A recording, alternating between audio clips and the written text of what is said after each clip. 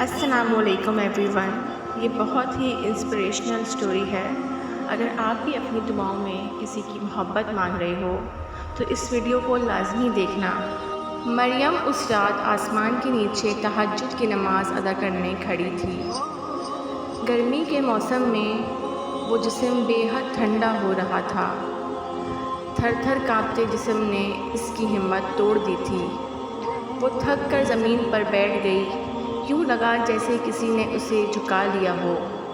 اس نے بمشکل نظریں اٹھا کر آسمان کو دیکھا اور یہ دیکھ کر اس کے چہرے پر حیرت کے آثار نمایاں ہوئے کہ وہ آسمان جو ستاروں سے بھرا ہوا تھا اچانک بیچ میں سے خالی ہو گیا تھا. یوں محسوس ہوا جیسے وہ رب اسے سننے کے لیے 7ویں آسمان سے پہلے آسمان پر آ گیا ہو. وہ اس صاف آسمان کو گھورتی رہی. اس کا چہرہ اب گیلا ہو چکا تھا. پہلے آنسو اس کی تڑپ بڑھا رہے تھے. ندامت اور شرمندگی نے ساتھ کی زبان سے الفاظ چھین لیے تھے. وہ لڑکی جو ہر بار رب کے سامنے اپنی خواہشات کا ڈھیر لگا دیتی تھی آج رب کے سامنے اس کی محبت اور رضا مانگنے کے لیے جھکی تھی. آج وہ رب سے رب کو مانگنا چاہتی تھی تو الفاظوں نے اس کا ساتھ چھوڑ دیا تھا. وہ بالکل تنہا آسمان تلے رب کے حضور بیٹھی اپنی جانے انجانے میں کیے گئے تمام گناہوں پر بے حد شرمندہ تھی. وہ خاموش بیٹھی روتی رہی. چند ہی لمحوں بعد اس نے پھر نظر آسمان کی طرف اٹھائی اور کانپتے الفاظ کے ساتھ بولی، میرے اللہ پاک مجھے سکون دے دیں. اور پھر شرم سے اس کی نظریں جھک گئیں. یوں لگا جیسے رب تسلی دے رہا ہو کہ اٹھو میری بندی اور نماز ادا کرو. وہ فوراً اٹھ کر کھڑی ہوئی. ایک عجیب سی خوشی اور تڑپ ایک ساتھ محسوس ہو رہی تھی. کانپتے ہاتھوں اور لرزتے جسم کے ساتھ اس نے نیت باندھ لی. بہتے آنسوؤں کے ساتھ اس نے نماز ادا کی. آخری رکعت میں سلام پھیر کر اس نے پھر آسمان کو دیکھا. اس کا دل چاہا کہ وہ یوں ہی ساری رات بیٹھ کر آسمان کو دیکھتی رہے اور رب سے باتیں کرتی رہے. وہ خاموش زبان سے رب کو حال سنا رہی تھی اور وہ رب کو اپنے بے حد قریب محسوس کر رہی تھی. دل ہی دل میں وہ رب سے بہت کچھ کہہ چکی تھی. اب اس کا دل چاہا کہ وہ زبان سے پکارے. جو کچھ وہ دل میں کہہ چکی ہے اس کا زبان سے اظہار کرے. اور یوں ہی سوچتے ہوئے اس نے دعا لے لیے. ہاتھ باندھے. ایک بار پھر اس کی نگاہیں آسمان کو تکنے لگیں. ستاروں کے بیچ فلک کا وہ خالی حصہ بے حد خوبصورت لگ رہا تھا. اس کا سانولا رنگ، وہ غزالی آنکھیں اشکباری سے لال ہو گئیں جو اس کے چہرے کو بے حد پرکشش بنا رہی تھیں. اچانک بے حد بے قراری میں اس کے منہ سے نکلا، اے رب میں آپ سے بے حد شرمندہ ہوں. اے رب میں آپ سے بے حد شرمندہ ہوں. اپنی خواہشات کی غلامی میں اتنا آگے نکل گئی تھی کہ مجھے خیال ہی نہیں رہا کہ جس کی خاطر آپ سے دور ہو گئی ہوں وہ مجھ سے یوں چھن جائے گا. کئی راتیں رونے اور تڑپنے کے بعد مجھے احساس ہوا کہ میرے ساتھ ایسا کیوں ہوا، کیونکہ میں نے آپ سے دوری اختیار کر لی تھی. یہ سب کہتے ہوئے اس کی آواز کپکپا رہی تھی اور ندامت اور بے بسی کی شدت سے اس کا جسم لرز رہا تھا. وہ خود کو اس قابل نہیں سمجھتی تھی کہ وہ رب کو پکار سکے اور آج یہ دیکھ کر اس کی تڑپ کی انتہا نہیں رہی تھی کہ وہ رب اسے سن رہا ہے. اسے دل میں ایک عجیب سا یقین تھا کہ وہ رب اسے دیکھ رہا ہے، اس کی بات سن رہا ہے اور یہی بات اس کی کیفیت کو بدلنے کے لیے کافی تھی. اس کے آنسو بہت تیزی سے بسنے لگے تھے اور تڑپ اتنی شدت کی تھی کہ اسے کچھ سمجھ نہیں آ رہا تھا کہ اسے کیا ہو رہا ہے. اس نے اب اپنی آنکھیں بند کر لی تھیں اور اس کیفیت میں وہ جو کچھ کہنا چاہتی تھی کہہ گئی تھی.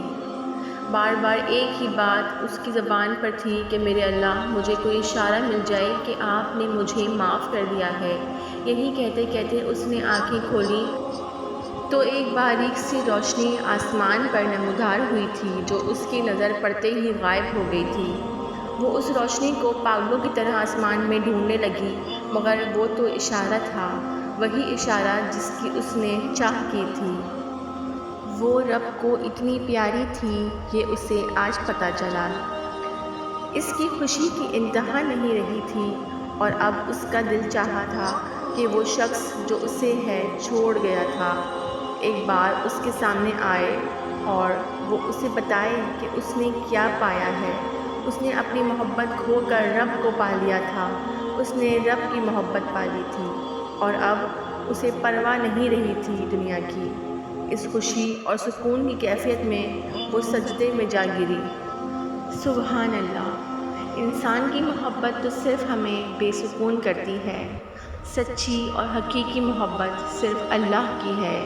جب آپ اللہ سے دل لگا لو تو آپ کو تمام دنیاوی خواہشیں مل جاتی ہیں۔ آپ کو کچھ رب سے مانگنا نہیں پڑتا، بلکہ آپ کے کہنے سے اور چاہنے سے پہلے آپ کو وہ ہر چیز مل جاتی ہے۔ میں نے اپنے نصیب سے لڑنا چھوڑ دیا تھا، میں نے اپنے گلے شکوے ختم کر دیے تھے۔ جو میرے بس میں نہیں تھا میں نے وہ سوچنا چھوڑ دیا تھا اور اپنی زندگی اللہ کے حوالے کر دی تھی۔ بے شک میرا اللہ جو کرے گا وہ میرے لیے بہترین ہوگا اور اسی کی رضا میں میں راضی رہوں گی۔ اگر اللہ نے میری کوئی خواہش پوری نہیں بھی کی ہے تو بے شک اس میں کچھ میرے لیے بھلائی ہی لکھی ہوگی، جس کی وجہ سے اللہ نے مجھے وہ چیز نہیں نوازی۔ بے شک میرا رب بہت مہربان ہے، وہ تو 70 ماؤں سے زیادہ اپنی بندے کو پیار کرتا ہے، تو ایسا کیسے ممکن ہے کہ وہ میرے لیے کچھ غلط لکھے؟ بے شک اس نے میرے لیے کچھ اچھا ہی لکھا ہوگا، کچھ اچھا ہی سوچا ہوگا اور میں اپنے رب کی رضا میں راضی ہوں۔ یہ زندگی بھی تو اسی کی دی ہوئی ہے نا، پھر اس سے کیسا شکوہ؟ وہ جو چاہے وہ کر سکتا ہے کیونکہ اس نے ہمیں پیدا کیا ہے۔ دنیا کی محبت نے تو صرف بے چینی ہی دی ہے، لیکن اللہ کی محبت نے بے حد سکون دیا ہے۔ یقین کریں کہ جو کچھ بھی نہیں تھا وہ سب کچھ مل گیا۔ اے ابن آدم، ایک میری چاہت ہے اور ایک تیری چاہت ہے، ہوگا تو وہی جو میری چاہت ہے۔ بس اگر تو نے سپرد کر دیا اپنے آپ کو اس کی جو میری چاہت ہے تو وہ بھی تجھے دوں گا جو تیری چاہت ہے۔ اگر تو نے مخالفت کی اس کی جو میری چاہت ہے تو میں تھکا دوں گا تجھ کو اس میں جو تیری چاہت ہے، پھر بھی ہوگا وہی جو میری چاہت ہے۔ اللہ سے ضد کرنا چھوڑ دیں، اپنے معاملات اللہ کے اوپر چھوڑ دیں، اس کی رضا میں راضی ہو جائیں۔